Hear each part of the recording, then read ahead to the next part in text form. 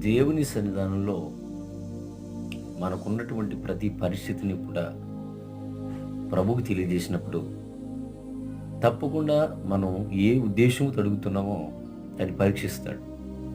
ఎందుకంటే దేవుడు గుడ్డిగా ఏది చేయడు. దేవుడు అనంతుడు, జ్ఞానవంతుడు. నీ పట్ల దేవుడు ఒక కార్యము చేయాలనంటే, ఒక ఉపకారం చేయాలంటే తప్పకుండా దేవుని యొక్క మనసు తెలుసుకోవాలి.